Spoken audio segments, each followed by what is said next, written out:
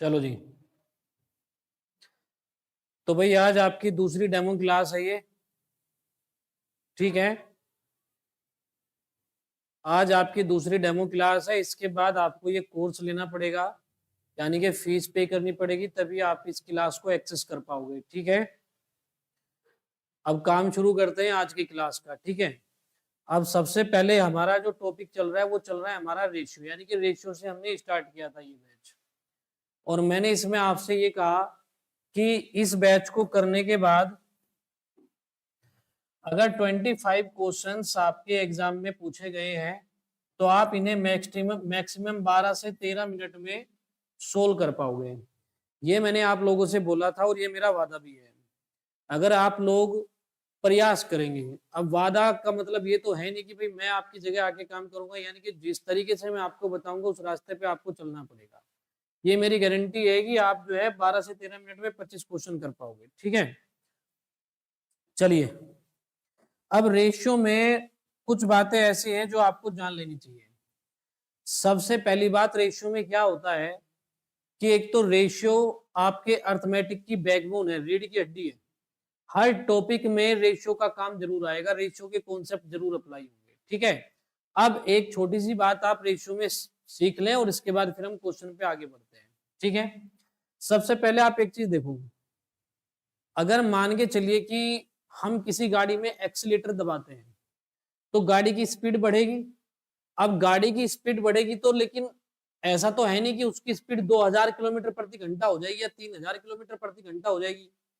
तो ऐसे ही क्या होता है कि उसकी एक लिमिट होगी कि भाई वो 180 किलोमीटर प्रति घंटा भाग सकती है, 200 भाग सकती है, 250 भाग सकती है। ठीक है, पर एक जगह ऐसा आएगा कि आप कितना भी एक्सीलेटर दबाओ तो गाड़ी उसके आगे नहीं भागेगी। ठीक है, इसको हम अनुकर्मानुपाती संबंध भी बोलते हैं। जब एक चीज पे पैर रखा जाए, यानी कि एक्सीलेटर को हम बढ़ा रहे हैं और दूसरी तरफ स्पीड बढ़ रही है, तो ये संबंध कैसा है? अनुकर्मानुपाती संबंध होता है। तो यानी कि हर रेशियो की क्या होती है, एक लिमिट होती है। जैसे मैं आपको बताता हूं कि इसका हमें यूज क्या है। पहले इसको शुरू करने से पहले आज एक बार मैं इसके बारे में थोड़ी सी चर्चा करूंगा और फिर आगे का काम हम शुरू करेंगे। अब देखिए क्या, जैसे मान लीजिए मैंने कहा जी ये ए है और ये बी है, इनके पास 1:2 के अनुपात में मान लीजिए कि मिल्क है, यानी कि दूध है। अब ए के पास अगर 1 लीटर है तो बी के पास 2 लीटर है। ए के पास अगर 2 है तो इसके पास 4 है, इसके पास 4 है तो इसके पास 8 है। अब ऐसे जब हम आगे बढ़ते जाएंगे तो इतनी संख्या आ जाएंगी कि जिसकी कोई लिमिट नहीं है। तो रेशियो हमें क्या बता रहा है? सिर्फ हिस्सेदारी बताता है, यानी कि बी का हिस्सा ए का हमेशा क्या रहेगा? 2 गुना रहेगा। लेकिन ये कभी नहीं बताएगा कि जी इसके पास 4 लीटर है या इसके पास 2 लीटर है। लेकिन मान लीजिए कि हम ऐसा कह दें कि भाई ए के पास 4 लीटर मिल्क है और बी के पास 8 लीटर मिल्क है। अब देखिए ये रेशियो का जो निशान है ये हटके यहाँ पे क्या लग गया? एक मात्रक का यूज कर लिया हमने, लीटर का। ठीक है, अब यानी कि ए के डब्बे में जो होंगे वो 4 लीटर दूध होगा और बी के जो डब्बे में होगा वो 8 लीटर दूध होगा। ठीक है, इसका सीधा सा मतलब ये होगा कि यानी कि 1 से 4 पे आने के लिए हमें क्या करना पड़ रहा है? यहाँ पे 4 की मल्टीप्लाई। ठीक है, यानी कि इसके डिब्बे में 4 लीटर दूध है, इसके डिब्बे में 8 लीटर दूध है। अब आप ये नहीं कह सकते कि इसके में 10 है तो इसके डब्बे में 20 लीटर होगा। अब तो हमने माप लिया उसका, उसको चेक कर लिया कि ये 4 लीटर है तो ये 8 लीटर है। क्लियर है? तो यहां तक पहुंचने के लिए हमें क्या करना पड़ा? 1:2 में 4 का मल्टीप्लाई करना पड़ा, 4 का मल्टीप्लाई करना पड़ा। अब ये जो 4 है यही इस रेशियो का क्या हो गया? स्थिरांक हो गया, यानी कि इसको स्थिर करने के लिए इसे हम कांस्टेंट भी बोल सकते हैं। जैसे बचपन में आपने देखा होगा जब आप 9वीं 10वीं में पढ़ते थे तो हम क्या करते थे कि ये आयत है और आयत की वो कहता था कि लेंथ और ब्रेथ, यानी कि लंबाई और चौड़ाई 4:3 के अनुपात में है। तो हम क्या मान लेते थे कि लेंथ है 4x और इसकी ब्रेथ है 3x। यानी कि हमने एक, देखो एक संख्या से ना इनमें गुणा किया है, मल्टीप्लाई किया है, सिर्फ इसलिए कि ये रेशियो हट जाए और ये फिक्स हो जाए। क्लियर है? तो यानी कि ऐसे रेशियो का क्या होना चाहिए? एक कांस्टेंट होना चाहिए ताकि हम रेशियो की वैल्यू को फिक्स कर सके। अब इसका क्या प्रभाव पड़ता है मैं आपको बताता हूं। जैसे मान लीजिए x/y का वैल्यू है 4/3, तो अब आपके सामने आ जाए कि हमें तो x प्लस वाई और x माइनस वाई का वैल्यू हमें बताना है, तो आप क्या करोगे? अब जिस बच्चे को जानकारी नहीं है, नॉलेज नहीं है, वो क्या करेगा कि x की जगह रखेगा 4 और y की जगह रखेगा 3, देखो, और x की जगह रखेगा 4 और उसकी जगह रखेगा 3, यानी कि आंसर बताएगा हमको कितना? 7, यानी कि 7। और सही है, ये आंसर 7 ही आएगा। ठीक है। अब लेकिन अगर मान के चलिए आपसे क्वेश्चन ये पूछ लिया जाए x प्लस वाई प्लस 3, और यहां पूछ लिया जाए आपसे x माइनस वाई प्लस 4, ये पूछ लिया अब हमसे। अब बच्चा यहां भी वही चीज करेगा कि x की जगह वो 4 रखेगा और y की जगह 3 रखेगा। ठीक है, पर ये तरीका आपका गलत हो जाएगा, क्योंकि देखो ये जो 3 लिखा है ये क्या है? कांस्टेंट वैल्यू, यानी कि 3 जो है वो 3 को ही रिप्रेजेंट करेगा। 3 कभी भी 4 नहीं बन सकता, लेकिन x और y क्या बन सकते हैं? ये वेरिएबल्स हैं। ये 3 भी हो सकता है, 4 भी हो सकता है, 10 भी हो सकता है, यानी कि ये तो वेरिएबल चीज हो गई, चेंजेबल हो गई। लेकिन 3 जो है वो हमेशा 3 को ही रिप्रेजेंट करेगा। तो अगर आपने x की जगह डायरेक्ट 4 और y की जगह डायरेक्ट यहाँ 3 रख दिया, तो फिर इसमें और इनमें कोई डिफरेंस नहीं बचेगा। ठीक है, तो इसलिए हम क्या करते हैं कि इसके साथ में k मान लेते हैं, कि 4k और 3k। अब आप लोग यहां समझिएगा, अब यहाँ पे भी हमने वही काम किया था। जब यहाँ पे 4k और 3k का यूज करोगे तो ये आ जाएगा 7k अपॉन k, तो k से k कैंसिल आउट होके आंसर 7 ही आ रहा था हमारा। तो वहां पे आपने k मान लिया या k नहीं माना, उससे कोई फर्क नहीं पड़ेगा। लेकिन यहां अगर आपने x की जगह डायरेक्ट 4 लिख दिया तो उसका फर्क पड़ जाएगा, वो आंसर गलत हो जाएगा आपका। तो हम यहाँ x की जगह क्या लिखेंगे? देखो 4k प्लस y की जगह क्या लिखेंगे? यहाँ पे 3k, और प्लस कितना हो जाएगा? 3, और यहाँ लिखेंगे हम 4k माइनस 3k, और प्लस कितना हो जाएगा? 4, यानी कि इसका जो वैल्यू आ जाएगा वो आएगा 7k प्लस 3, और ये हो जाएगा आपका k प्लस 4। ठीक है, तो उम्मीद करता हूं कि आप लोगों को ये k का जो वैल्यू है ये कहाँ जरूरी है और कहाँ नहीं, ये आपको थोड़ा बहुत समझ में आ गया होगा। ठीक है, अब आज की क्लास अपनी शुरू करते हैं। ठीक है, तो जो भी बच्चे आज मेरे से नए जुड़ रहे हैं, ठीक है, उनसे मैं एक रिक्वेस्ट करूंगा कि जो कल हमने डेमो क्लास दी थी वो यूट्यूब पे लाइव पड़ी हुई है, आप उसका लिंक ग्रुप में आ जाएगा, या जिसके भी पास उसका लिंक नहीं है वो मुझे मैसेज जरूर कर दे, एक बार उसका लिंक आपके पास आ जाएगा। वो कल की जो क्लास है वो जरूर देख ले एक बार। ठीक है, और जो भी नए बच्चे आ रहे हैं एक बार मुझे अपना नाम लिख के मैसेज जरूर करें एक बार।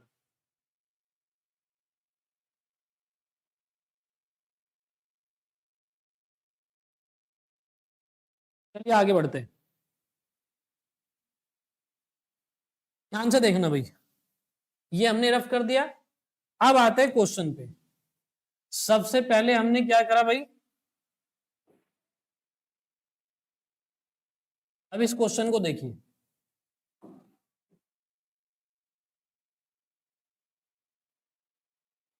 ध्यान से। अब देखिए ये लिखा है 2 की पावर है 1.5 और 2 की पावर है 0.5। आपको पता होगा कि जब हम x की पावर मान के चलिए 2 लिखते हैं, तो जो नीचे लिखा है इसे हम क्या कहते हैं? आधार। और ये जो 2 लिखा है इसे हम क्या कहते हैं? पावर, यानी कि घात।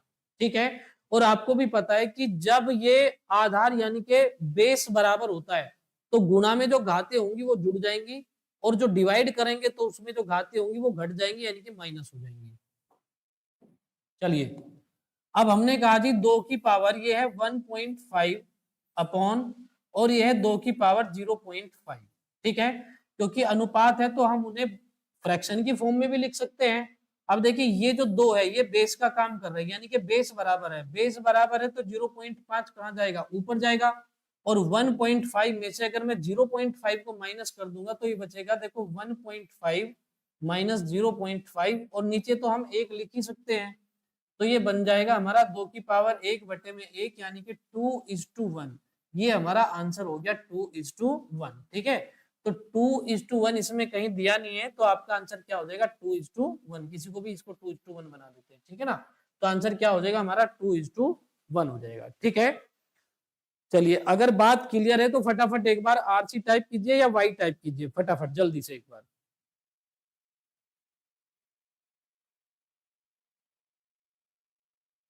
किसी को कोई भी प्रॉब्लम आती है, मान के चलिए कोई भी इशू आता है आपको लाइव क्लास में, तो फटाफट मुझे मैसेज कीजिए, और अगर सब कुछ ठीक है तो भी मैसेज कीजिए।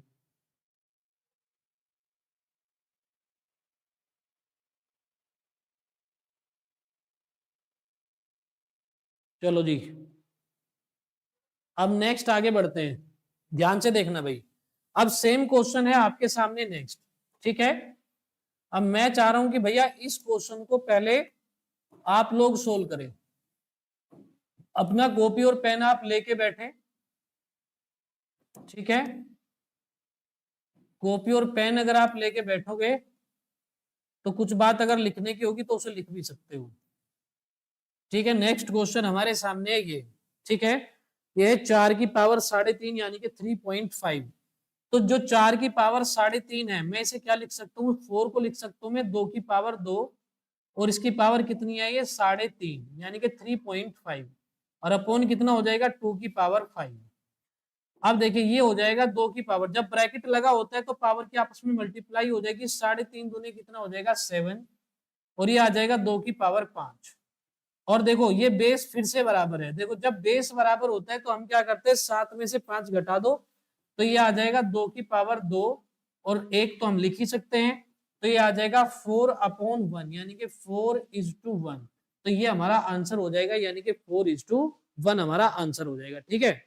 अगर बात क्लियर है तो फटाफट एक बार वाई टाइप कीजिए या आरसी टाइप कीजिए जल्दी से।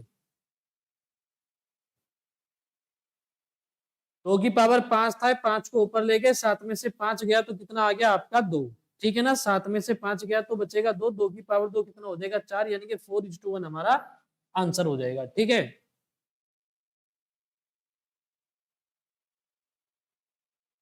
चलिए जी आगे बढ़ते हैं भाई। नेक्स्ट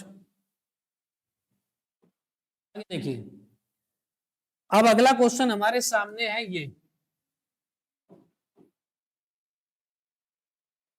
ये बेसिक जितना स्ट्रॉन्ग आपका होगा, घर की नींव जितनी मजबूत होगी, ऊपर घर भी इतना ही मजबूत आपका बनेगा, ठीक है। तो ये जो बेसिक मैं आपको पढ़ा रहा हूँ ये कदम कदम के पे आपके काम आने वाला है, तो इसमें कोई भी लापरवाही ना करें। आप ध्यान से देखिएगा। अब मैंने आपसे कहा था कि कई बार तो ऐसा होगा कि मैं क्वेश्चन पूरा पढ़ूंगा भी नहीं और हमारा आंसर आ जाएगा, तो ध्यान से देखिएगा। अगर इस y को मैं यहाँ ले आऊं यहाँ पे, तो x/y यानी कि x:y, x अनुपात y क्या बन गया 1/3 यानी कि 1:3, यानी कि x और y कितना है 1:3। 1:3 कहाँ पे, यहाँ पे, ये हमारा आंसर हो गया। पूरा क्वेश्चन पढ़ने की भी आपको जरूरत नहीं है, ठीक है। पूरा क्वेश्चन पढ़ने की भी आपको जरूरत नहीं है। क्लियर है बात यहाँ तक। चलो जी, अगर क्वेश्चन नंबर आपको 19 समझ में आ गया तो फटाफट एक बार y टाइप कीजिए या आरसी टाइप कीजिए जल्दी से। मैं फिर से एक बार आपको बता देता हूं, देखिए y को हमने इधर ले आए तो क्या बचा, x/y 1/3। 1:3 कहा है, यहाँ पे 1:3 नहीं है, 1:2 है, ये आंसर नहीं हो सकता, ये भी 1:2, ये भी आंसर नहीं हो सकता, और ये भी आंसर हमारा नहीं हो सकता, ठीक है। चलिए आगे बढ़ते हैं। अब देखिए, अब ध्यान से देखिएगा, ये क्वेश्चन आपका सीजीएल 2022 में ही पूछा गया है, ठीक है। तो मैंने कहा था कि कॉपी पेन आपके हाथ में होना चाहिए, जहां जो चीज मैं लिखवाऊं उसको आप लिख लेना, बस 2-4 बातें मैं लिखवाऊंगा छोटी मोटी, बाकी मैंने बता दिया कि पीडीएफ भी आपको मिल जाएगी और क्लास भी रिकॉर्डेड फॉर्म में आपको मिल जाएगी, तो आपको बाकी कुछ लिखने की आवश्यकता नहीं है, जो जरूरी बात है वो आपको लिखनी है बस, ठीक है। अब ध्यान से देखिएगा, जैसे मान के चलिए मैंने कोई संख्या ले ली, चलो डिटेल में इसकी बात अभी बाद में करते हैं, ठीक है ना, डिटेल में अभी बाद में करते हैं, अभी बताता हूँ आपको, ठीक है। पहले हम देखेंगे इसका एग्जाम मेथड। चलो मान लीजिए कि आपको डिटेल का पता ही नहीं है कि मैं क्या बताने वाला हूँ, ठीक है, आपके दिमाग से ही निकल गई, आपको कुछ आता ही नहीं है गणित में, ठीक है।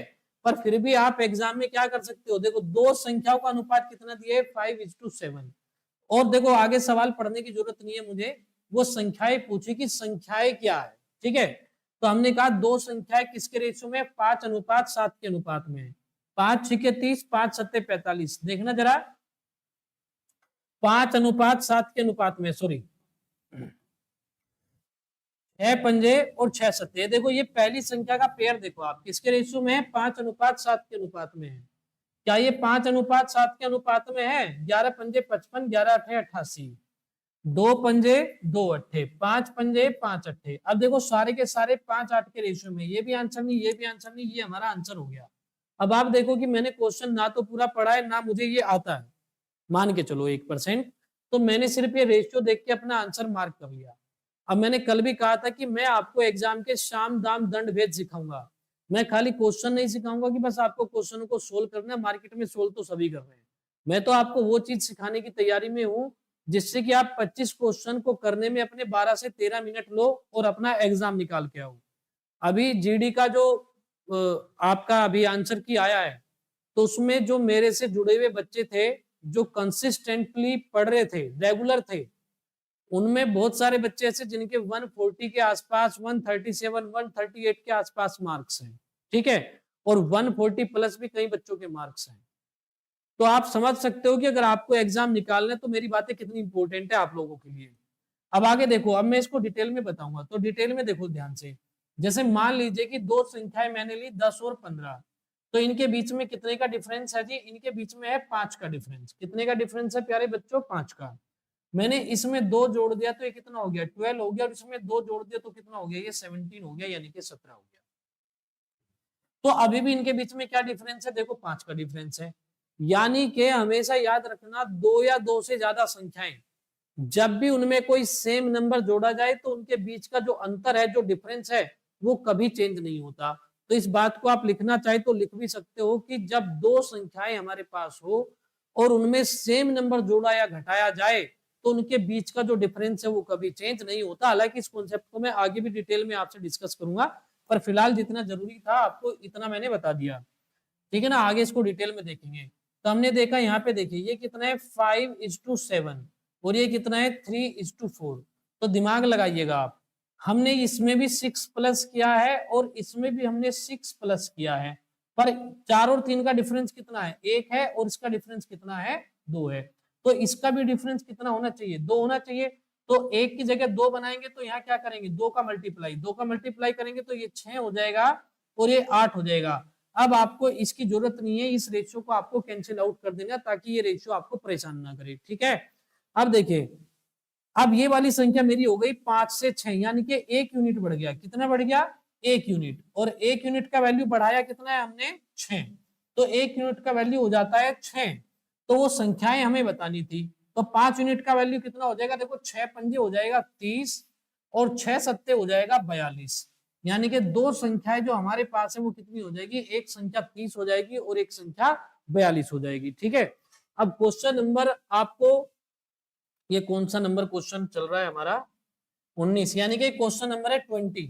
अगर ये क्वेश्चन नंबर 20 आप लोगों को क्लियर है और समझ आ गया बढ़िया से, तो आप मुझे एक बार आरसी टाइप कीजिए या फिर वाई टाइप कीजिए जल्दी से फटाफट।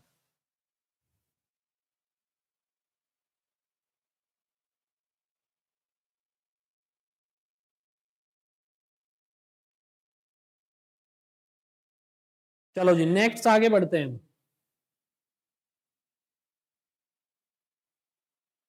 देखिए, अब नेक्स्ट क्वेश्चन है हमारे सामने। देखिए ये वाला क्वेश्चन हमारे सामने है। पहले इस क्वेश्चन को देखेंगे तो बहुत ध्यान से देखना भाई। तो हमने कहा था कि हम तो बस सिर्फ इस पेयर का यूज करेंगे, जरूरत पड़ी तो दूसरे पेयर का यूज करेंगे। और ज्यादातर क्वेश्चनों में क्या होगा कि पहले पेयर से ही काम चल जाएगा और डिटेल में करने की हमें बिल्कुल आवश्यकता नहीं है। हमने क्या करा कि बी को हम यहाँ ले आए और 2 को हम यहाँ ले आए। तो ये ए अपॉन बी कितना हो जाएगा? 2/3 हो जाएगा। 2/3 यानी कि 2/3। 2/3 हो जाएगा हमारा ये। तो आप देखो कि मैं फिर से बता देता हूँ, देखो बी यहाँ आ जाएगा और 2 वहां चला जाएगा, तो ए अनुपात भी कितना आ जाएगा? 2:3 आ जाएगा, ठीक है। अब 2-3 कहाँ पे? देखो यहाँ पे है। क्या यहाँ पे 2-3 है? नहीं है। क्या यहाँ पे 2-3 है? नहीं है। पर लेकिन एक ऑप्शन इसमें कोई नहीं भी आया है, एक ऑप्शन कोई नहीं भी दिया गया, तो इस वजह से मुझे इस पेयर को भी एक बार चेक करना पड़ेगा। तो सी को अगर यहाँ ले आए और 3 को यहाँ ले आए तो बी अनुपात सी कितना हो जाएगा हमारे पास? 3:4। तो क्या ये 3:4 है जी? बिल्कुल है। तो ये हमारा आंसर हो गया, यानी कि सी 2:3:4, ठीक है। चलिए, अगर आपको बात क्लियर तो फटाफट या तो आरसी टाइप कीजिए या वाई टाइप कीजिए जल्दी से, ठीक है। एक बार फिर से देख लो। देखो अगर ये कोई नहीं होता तो मैं एक ही बार में आंसर मार्क कर देता। मैंने कहा जी बी को यहाँ ले आओ और 2 को वहां ले जाओ, तो ए अपॉन बी कितना हो जाएगा आपका? 2/3 यानी कि 2:3। तो 2:3 कहाँ पे है? यहाँ पे है। पर लेकिन कोई नहीं वाला भी ऑप्शन है, तो इसलिए एक बार इसको भी चेक करेंगे। 3 वहां ले जाओ और सी को यहाँ ले जाओ, ये आ जाएगा 3:4।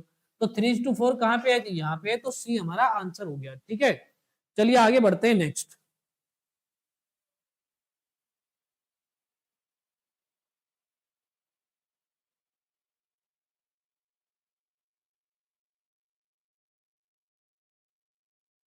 चलो जी, अब आगे देखें नेक्स्ट।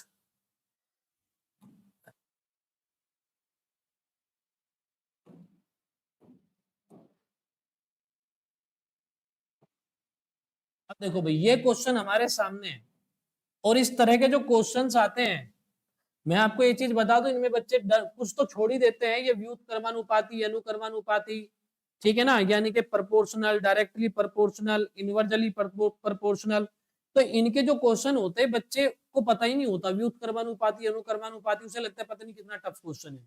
ठीक है, तो मैं यहाँ ठीक कर देता हूँ, एक्स का मान ज्ञात कीजिए, ज्ञात कीजिए यदि y बराबर 3 है, यदि y बराबर 3 है, ये सवाल है। उसने कहा कि x y के वर्ग के अनुकर्मानुपाती है। जब x 12 है तो y कितना है, 2 है।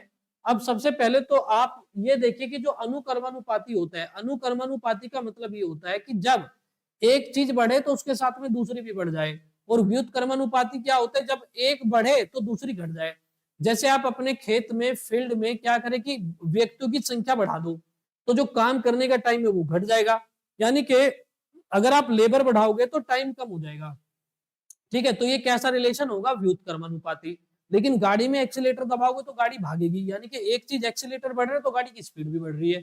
तो इसका मतलब है कि कैसा रिलेशन है, ये है आपका अनुकर्मानुपाती रिलेशन। ठीक है, तो अनुकर्मानुपाती रिलेशन है। अब ध्यान से देखिए, एक्स वाई के वर्ग के अनुकर्मानुपाती है। पहले आपको डिटेल में बताता हूँ और फिर बताता हूँ कि इसको आपको बिना पेन के कैसे कर लेना था।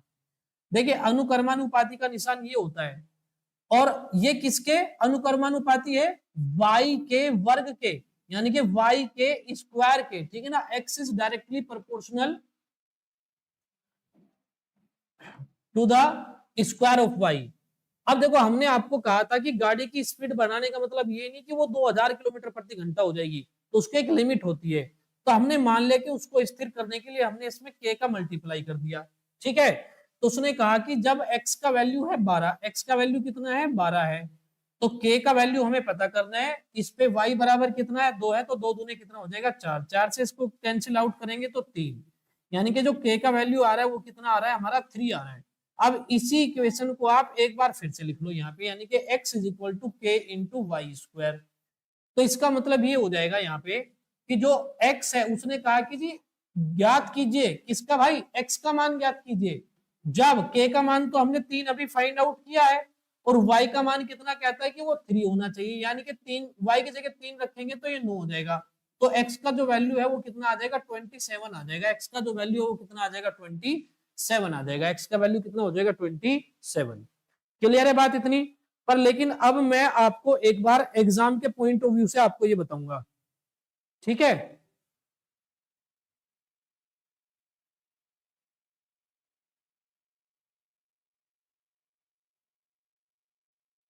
ठीक है भाई। अब देखो जी,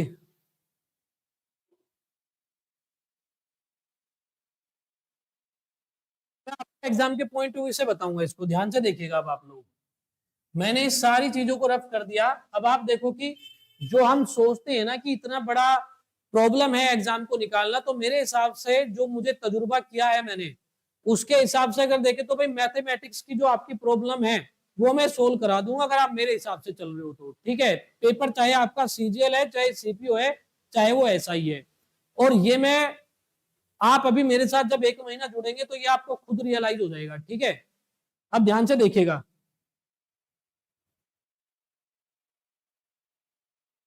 देखिए, इसने कहा कि एक्स वाई के वर्ग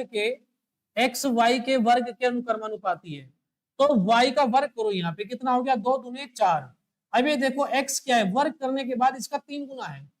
तो यहाँ देखो वाई का मान कितना है, 3 है, तो 3 का वर्ग करेंगे 9, और एक्स का मान क्या है, वर्ग करने के बाद इसका 3 गुना, तो 9 का 3 गुना कितना हो जाएगा, 27 हो जाएगा, 27 हो जाएगा, यानी कि 27 मेरा आंसर हो जाएगा।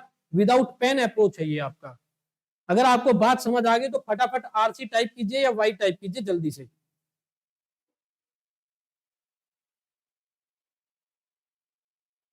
चलो जी, ठीक है भाई, जल्दी जल्दी टाइप किया करो भाई, लेट मत किया करो। चलो, रेशियो की कुछ समझाना नहीं है कि आपको इनको लिख 3 है ना, यहाँ 1 3 है ना, यहाँ 1 3 है, तो डी हमारा आंसर हो गया। ठीक है, चलिए आगे बढ़ते हैं नेक्स्ट। आगे देखिए ध्यान से,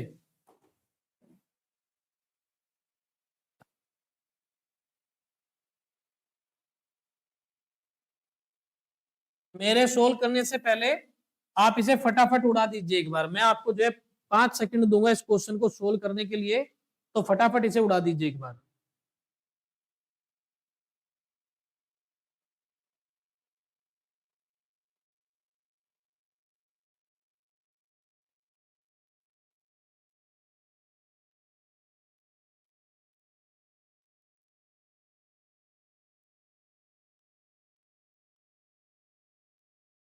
चलो जी, बहुत बढ़िया भाई, आगे बढ़ते हैं भाई नेक्स्ट।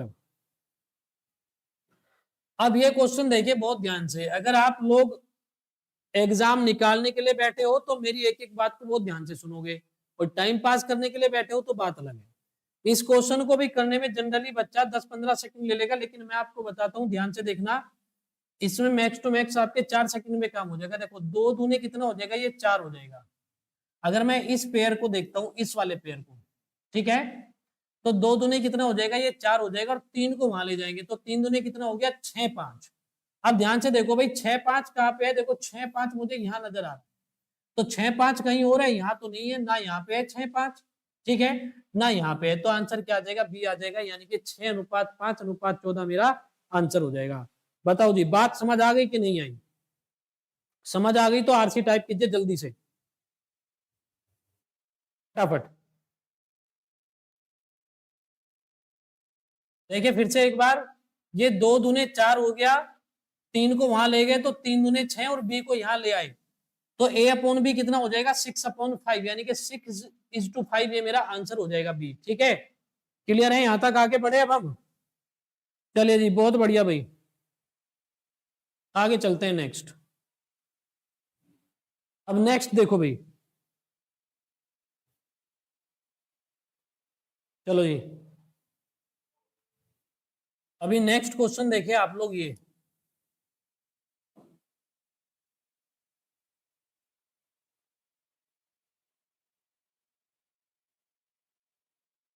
भी कुछ कुछ उस जैसा ही क्वेश्चन है, ध्यान से देखना। देखो, इस वाले पेयर को पकड़ते हैं पहले, इस वाले को, तो 3 को वहां ले जाएंगे, देखो 3 को वहां ले जाएंगे, 3 दूने कितना हो गया, 6 5। अब 6 5 एक तो यहाँ पे है, एक 6 5 देखो ये भी है, बाकी ये 6 5 नहीं है, ये भी 6 5 नहीं है। अभी आंसर नहीं आया, 2 ऑप्शन मैच हो गए हमारे।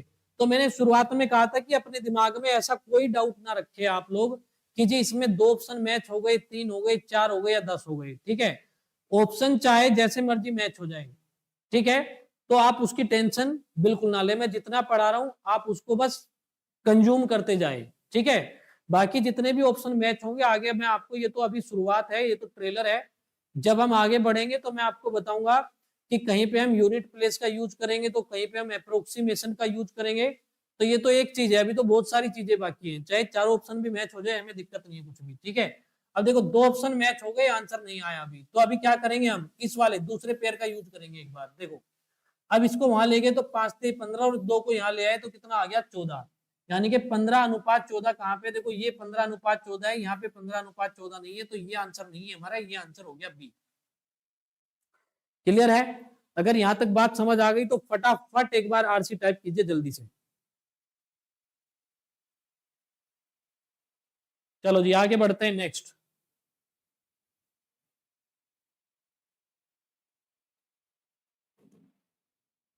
देखो जी, अब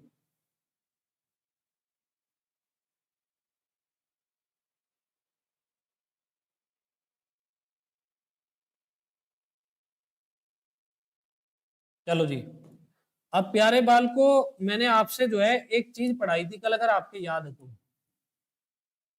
चलो, आप सबसे पहले अपने आप से ये क्वेश्चन पूछे कि जैसे ये वाला क्वेश्चन है, आप इसे विदाउट पेन करना चाहते हो नहीं, तो आपके ऑब्वियसली आपका मन ये कहेगा जी हाँ इसको हम विदाउट पेन करना चाहते हैं। तो कल की क्लास जरूर देखिए। मैंने शुरुआत में आपको क्या पढ़ाया था, कंपोनेंडो एंड डिविडेंडो, ठीक है। फिर भी मैं एक बार बता देता हूं कंपोनेंडो एंड डिविडेंडो क्या है।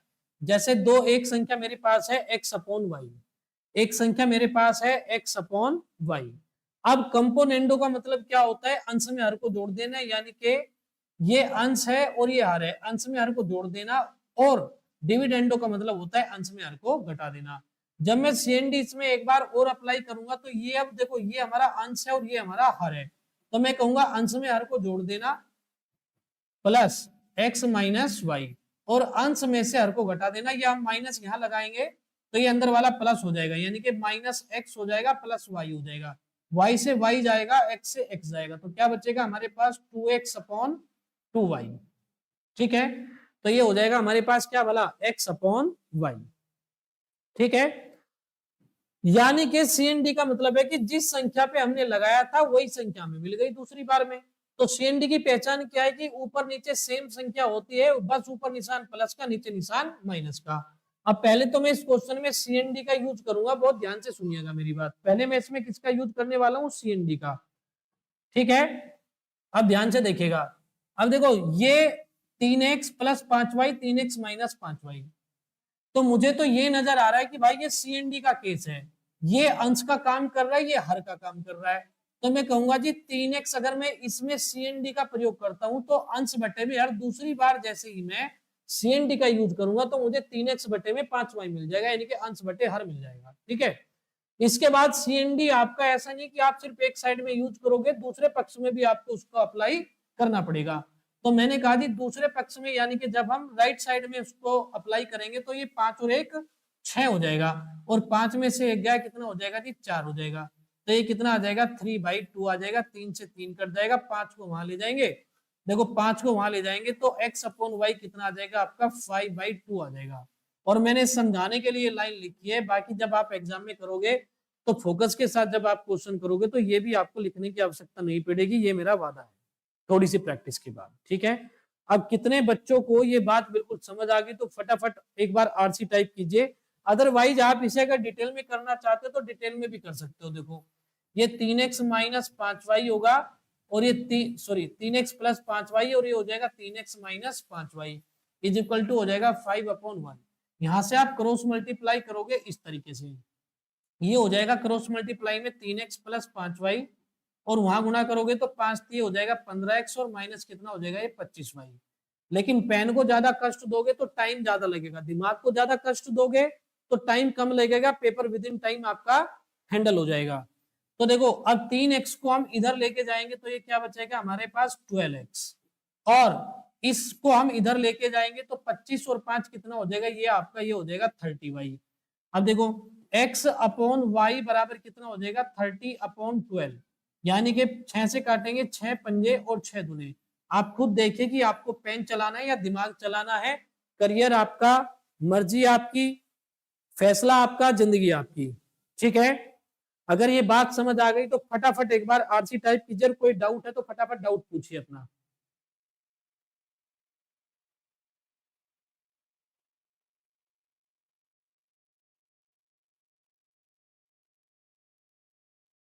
चलो जी,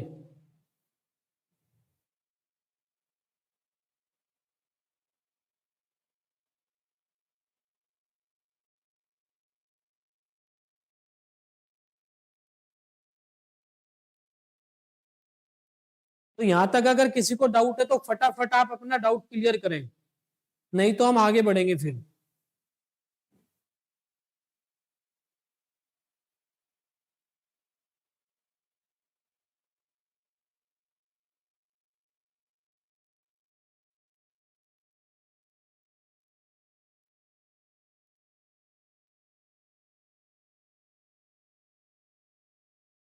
चलो जी, आगे बढ़ते हैं भैया।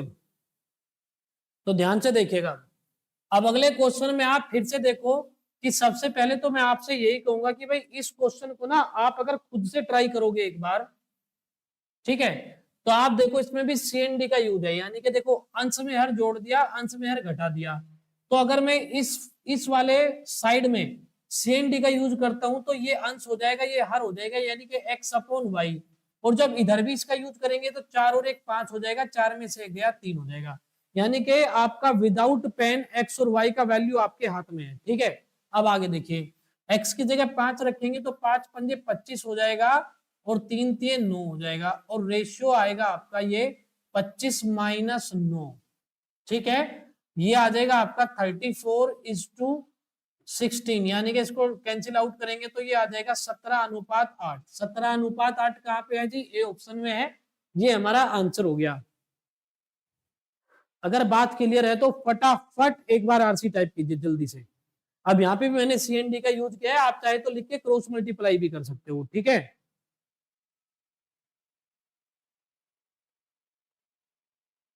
चलो जी, इतनी जल्दी आप यस और आरसी टाइप करेंगे, इतनी जल्दी हम आगे बढ़ जाएंगे। और कोई डाउट है तो आप मुझे फटाफट पूछिए, रिपीट कराना है कोई क्वेश्चन, और एक ही बार में समझ आ गया तो अच्छी बात है। चलो जी आगे बढ़े भाई। अब हम देखो जी, अब नेक्स्ट देखिए, अब अगला क्वेश्चन अगर हम देखते हैं, ध्यान से देखिए भैया। अब देखिए इसमें CND का कोई केस है नहीं यहाँ पे, अगर CND का तो कोई केस है नहीं, पर मैं आपको ये बताऊंगा कि इस क्वेश्चन को पूरा फटाफट कैसे करना है। ठीक है, लेकिन उसके लिए हम पहले देखेंगे डिटेल। ठीक है, और उससे भी पहले आप ये चीज देखिए कि अगर मान लीजिए मैंने लिखा 2a is equal to 3b, तो यहां से a/b कितना हो जाएगा? ये 3/2 हो जाएगा, यानी कि a/b कितना बैठेगा हमारे पास? 3:2। तो इसका मतलब ये कि जो b के साथ लिखा होता है वो a का रेशियो बनता है, जो a के साथ लिखा है वो b का रेशियो बनता है, यानी कि b का कोफिशिएंट a के नीचे और a का कोफिशिएंट b के नीचे। ये चीज अपनी उंगलियों पे रखा करो, छोटी छोटी बातें हैं लेकिन बड़े बड़े क्वेश्चनों को सोल्व करने में मदद करती है।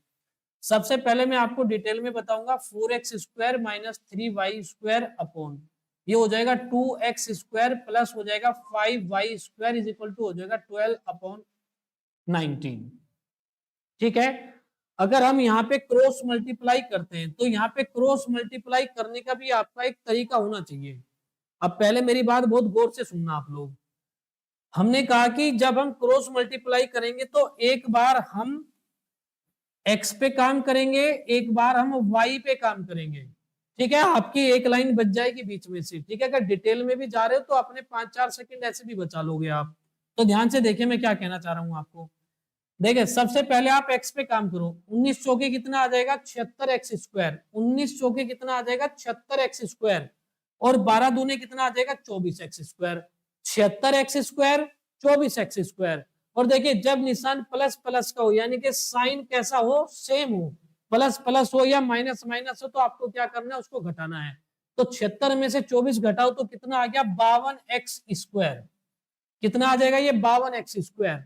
ऐसे अब हम y पे काम करेंगे, और y में क्या करना है? जब चिन्ह देखो यहाँ माइनस है और यहाँ पे प्लस है, जब चिन्ह अलग अलग हो तो आपको क्या करना है? उनको जोड़ना है। तो ध्यान से देखिए, 19 ये हो जाएगा 57 यानी कि 57, और 12 पंजे हो जाएगा 60 यानी कि 60y²। तो 57 और 60 कितना बैठ गया? 117y²। 117y²। ठीक है, अब 13 से काटेंगे तो 13 चौके 52 हो जाएगा, और 13 नमे हो जाएगा 117। अब यहां देखिए हमने कहा भाई अब x² अपॉन y² बराबर कितना आ जाएगा? 9/4।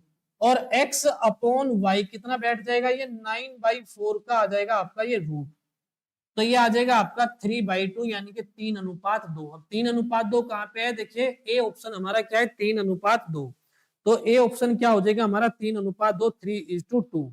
अब अगर आपको ये बात समझ आ गई तो फटाफट एक बार आरसी टाइप कीजिए। सुनीता राणा, क्वेश्चन नंबर लिख के भेजो बेटा, कौन सा रिपीट करना है? क्वेश्चन नंबर लिख के भेजो एक बार।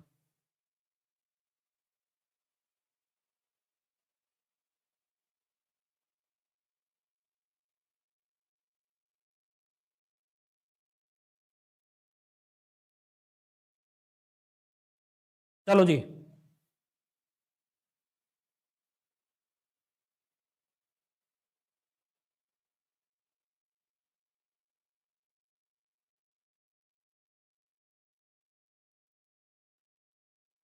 अब ये क्वेश्चन नंबर जो 28 है, ये बताओ सबका क्लियर है या नहीं है?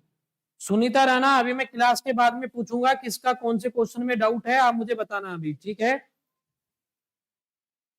27 नंबर क्वेश्चन, ठीक है, मैं 27 दोबारा से रिपीट करूंगा। अभी एक बार मैं इस क्वेश्चन को कंप्लीट कर दूं, ठीक है? चलिए ध्यान से देखिए भाई एक बार। अब इसी क्वेश्चन को मैं एक बार फिर से बता देता हूं आपको। देखिए, जब साइन प्लस प्लस होंगे तो हमें क्या करना है, घटाना है, या माइनस माइनस होंगे तब भी हमें क्या करना है, घटाना है, यानी कि माइनस करना है। और साइन अलग अलग हो, जैसे ये माइनस है और ये प्लस है, अगर अलग अलग होंगे तो हमें जोड़ना है। एक बार एक्स पे काम करना है, एक बार वाई पे काम करना है। तो ध्यान से देखिएगा, 19 चौके 76 एक्स स्क्वायर और 12 दूने 24 एक्स स्क्वायर। तो एक 76 एक्स स्क्वायर है, एक 24 एक्स स्क्वायर है, तो इनको घटाएंगे तो कितना आ जाएगा, 52 एक्स स्क्वायर। और जब वाई पे काम करेंगे तो 19 57 और 12 पंजे 60, तो 57 और 60 कितना हो जाएगा, 117 वाई स्क्वायर, 117 वाई स्क्वायर, ठीक है? अब देखो 13 चौके 52, 13 नवे कितना हो जाएगा, 117। अब मैंने कहा जी x square upon y square, 9 वहीं रहेगा, 4 नीचे चला गया। ये जो स्क्वायर लगा हुआ था ये हट के उधर चले गया, तो कितना आ जाएगा, 3/2 मेरा आंसर हो जाएगा, ठीक है? अब ध्यान से देखिएगा कि मैं इसी चीज को अब दोबारा से कैसे कर रहा हूं। आपको क्या करना है, देखो जब भी आपको ऐसा मिले ए अनुपात बी समानुपात सी अनुपात डी, इसको हम चतुर्थ अनुपात भी बोलते हैं, चौथे अनुपात भी बोलते हैं, फोर्थ प्रोपोर्शनल भी बोलते हैं हम इसको। आप बीच में 4 बिंदी लगा लो या फिर बीच में बराबर का निशान लगा लो, बात एक ही होती है। इसका मतलब होता है, जैसे मैंने कहा जी 1:2 और फिर मैंने यहां लिख दिया 4:8, ये दोनों दिखने में अलग है पर इनका वैल्यू सेम है, तो इसलिए हम क्या कहते हैं कि ये दोनों रेशियो बराबर है। जैसे यहाँ 2 1 का 2 गुना, ऐसे ही 8 यहाँ 4 का 2 गुना है। तो इसमें क्या होता है कि हम इसलिए इसके बीच में क्या लगाते थे, बराबर लगा देते कि दोनों रेशियो क्या है, बराबर है, ठीक है? तो ध्यान से देखिएगा, यहाँ पे क्या करना है कि आप बीच वालों की मल्टीप्लाई और बाहर वालों की मल्टीप्लाई, देखो 4 दूने 8 और 8 एकम 8। आप देख सकते हो कि 4 दूने भी 8 होगा, ये देखो 4 दूने 8 और ये 8 एकम 8, यानी कि अंदर वालों की गुना बाहर वालों की गुना के हमेशा ही बराबर होती है, ठीक है? तो हम इसे कैसे कहते हैं, देखो ये दोनों नजदीक है, नजदीक, तो हम कहेंगे कि नजदीक नजदीक वालों का गुना और बराबर होगा दूर दूर वालों का मल्टीप्लाई, दूर दूर वालों का गुना, ठीक है? तो ध्यान से देखिएगा, इसको हम एग्जाम में प्रयास करें कि कम से कम टाइम में हम इसको निपटा देंगे, ठीक है? देखो नजदीक नजदीक का मतलब ये हुआ, देखो यानी कि इसकी इसके साथ मल्टीप्लाई होगी, और दूर दूर वालों का मतलब हो गया कि इसकी इसके साथ मल्टीप्लाई होगी। अब चलो मल्टीप्लाई करते हैं हम, देखो ध्यान से, एक बार एक्स पे काम करेंगे एक बार वाई पे।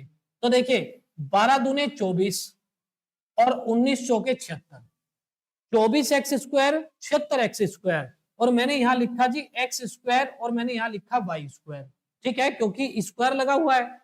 तो 76 में से अगर मैं 24 घटाता हूं तो 52 एक्स स्क्वायर आएगा, कितना आएगा, 52, मैं लिख के बताता हूं, 52 एक्स स्क्वायर। और अभी मैंने बताया था जो एक्स के साथ लिखा होता है वो किसका रेशियो बनता है, वाई का रेशियो बनता है, तो 52 यहां आ जाएगा आपका, ठीक है? अब करते हैं एक बार हम वाई पे काम, देखो अब वाई पे जब काम करेंगे तो मैं पिंक वाले पेन से आपको दिखाता हूं, देखो 12 पंजे हो जाएगा 60, इससे हो जाएगा 57, तो 60 और 57 चिन्ह अलग अलग है, तो 60 और 57 कितना बैठ गया, 117 वाई स्क्वायर, और वाई के साथ जो लिखा है वो किसका रेशियो बनेगा, आपका जो है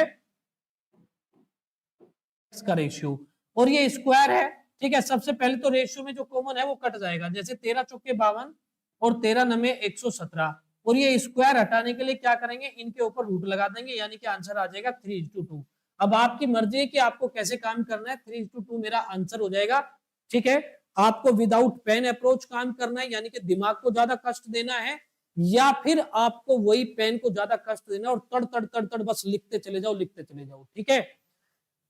अगर आपको मेरे साथ जुड़ना है तो कल वाली क्लास भी देखिए और ये क्लास भी देखिए, और अपनी लाइफ का जो फ्यूचर है, अगर आपको गवर्नमेंट जॉब लेनी है तो उसके बारे में भी सोचिए, ठीक है? आज आपको मैसेज करके बता देना है कि जो जो भी स्टूडेंट एनरोल करेंगे कोर्स में, ठीक है, ताकि हम उनकी एंट्री कर सके। चलिए, ये अगर यहां तक क्वेश्चन नंबर 28 अगर समझ आ गया तो फटाफट, ठीक है?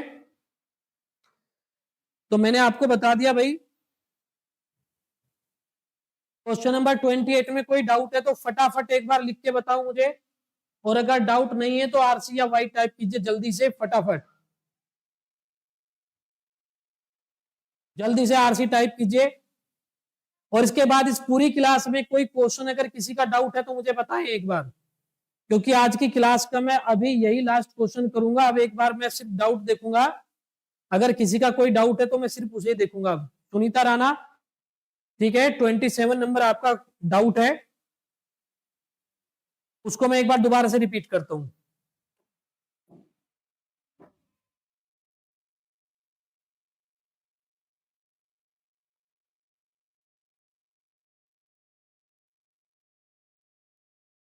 देखिए, क्वेश्चन नंबर 27 आपका डाउट है तो ध्यान से देखिएगा। हमने कहा कि यहाँ पे, ठीक है, ये जो x प्लस वाई और x माइनस वाई लिखा है आप इसको ऐसे लिखिए, x प्लस वाई और x माइनस वाई, और इसको लिखिए 4/1। तो यहाँ देखिए CND आपको दिखाई दे रहा है, componendo and dividendo. Componendo and dividendo का मतलब है कि अंश में हर जोड़ दिया, अंश में से हर को घटा दिया, ठीक है। तो जब मैं यहाँ पे दोबारा से CND का यूज करूंगा, दोबारा से मैं यहाँ CND अप्लाई करूंगा तो मुझे क्या मिलने वाला है, जिस संख्या पे हमने यूज करा था, मैंने बताया था वही संख्या में मिल जाएगी। यानी कि ये अंश है और ये हर है, यानी कि CND को अप्लाई करेंगे तो ये मिलेगा मुझे x/y। लेकिन CND मैंने यहाँ पे अप्लाई किया, यहाँ भी अप्लाई करना पड़ेगा CND। तो यहाँ करेंगे तो अंश में हर को जोड़ेंगे तो क्या मिलेगा 5, अंश में हर को घटाएंगे तो क्या मिलेगा 3, यानी कि x/y कितना हो गया 5/3, 5/3 हो गया। और आपको करना क्या है, 5 और 3 को बस यहाँ रख देना। आपको देखो 5 पंजे 25 और प्लस हो जाएगा 3 3 9, अनुपात 5 पंजे 25, 25 में से 9 गया, कितना बचा भाई आपका ये 34, और ये अनुपात कितना हो जाएगा आपका 16, यानी कि ये आ जाएगा 17/8। 17/8 कहाँ पे है, ए में है, ये हमारा आंसर हो गया। ठीक है, अगर बात क्लियर है तो फटाफट आप मुझे एक बार जो है आरसी टाइप कीजिए।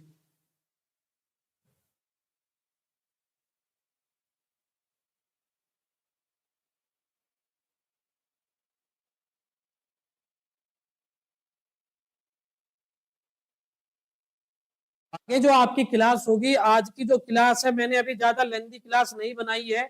जितने बच्चे एनरोल करेंगे, कोर्स तो आपका ये काफी लंबा है, लेकिन मैं प्रयास ये करूंगा कि जल्द से जल्द आपका मैं इसे 3-4 महीने में कवर कर दूं। वैसे तो ये 6-7 महीने का कोर्स है, लेकिन आज की क्लास जो है वो मैंने अभी ज्यादा लेंथी क्लास नहीं खींची है। लेकिन एनरोल होने के बाद ये जो क्लास आपकी होगी लगभग 1.5 घंटे के आसपास की क्लास हुआ करेगी आपकी, यानी कि 1 घंटा 30 मिनट के आसपास की क्लास होगी, कभी कभी 1.25 घंटे की भी होगी, ठीक है। चलिए, तो मैं अब आप सबसे भाई अलविदा लूंगा, लेकिन मैंने आपसे यही बताया, जिसको एनरोल कराना वो मुझे आज जरूर मैसेज करे अभी आधे घंटे के अंदर, ठीक है। और ये मेरी गारंटी है कि जो बच्चा 10% भी सीरियस है, मेरी पहली 2 डेमो को देख के समझ जाएगा कि ये एक ट्रेलर है, पिक्चर अभी बाकी है कि हम क्या क्या पढ़ने वाले हैं। ये मैंने बता दिया आपको, लगभग 70% क्वेश्चन तो आपका विदाउट पेन अप्रोच पे ही जाएगा। 100% प्रॉब्लम कभी सोल्व नहीं होती, लेकिन अगर 70% प्रॉब्लम सोल्व हो गई तो यहाँ से जो टाइम हमें बचेगा, वो टाइम हम जो हमारे 30% क्वेश्चन बच गए हैं, यानी कि जो लाइलाज क्वेश्चन है या जो टाइम लेने वाले क्वेश्चन है, यहाँ से टाइम बचा के उधर शिफ्ट करेंगे हम। और यही मैनेजमेंट होता है पेपर का, पेपर को क्रैक करने का, या उसकी यही रणनीति होती है कि हम आसान क्वेश्चनों में अपना टाइम बचाए और फिर जो टफ क्वेश्चन है उस टाइम को वहां पे क्या करें, इंप्लीमेंट कर दें, ठीक है। तो चलिए मिलेंगे हम अब नेक्स्ट क्लास में, ठीक है।